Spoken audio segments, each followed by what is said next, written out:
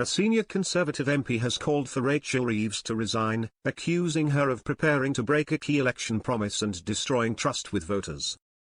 Speaking on GB News, Shadow Secretary for Business and Trade Andrew Griffith MP argued that governments globally were forced into extreme decisions during the pandemic, a once-in-a-100-year event that led to shutdowns, massive public spending and emergency economic interventions.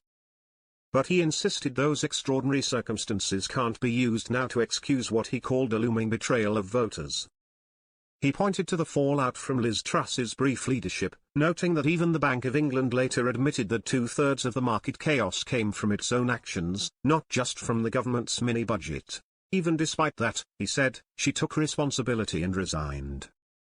He argued the same should apply today, as according to him, the Chancellor has presided over a situation where a fundamental election guarantee is on the brink of being torn up, and that level of political trust should never be messed with.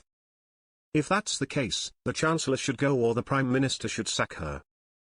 It is more than half a century since a Chancellor of the Exchequer chose to put up the basic rate of income tax, but it has been speculated that Reeves will change all of that in 3 weeks' time. If this happens, it will be a huge U-turn from Labour's manifesto last year, which read, "Labour will not increase taxes on working people, which is why we will not increase national insurance, the basic, higher or additional rates of income tax, or VAT." Elsewhere in his interview, Griffith tore into Labour's proposed overhaul of employment law, claiming the party is trying to smuggle in a mountain of union-friendly red tape that would wreck the economy and scare off employers. Griffith insisted he supports workers' rights in principle, but said the new package, stretching to 330 pages and around 120,000 words, goes far beyond protecting staff. Instead, he argued, it hands sweeping power to trade unions and risks pushing Britain back into the industrial chaos of decades past.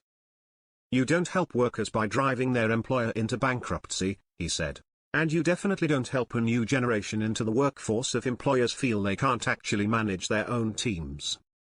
He accused Labour of reviving 1970s-style industrial relations, citing plans for longer strike periods, shorter notice for walkouts, and lower ballot thresholds.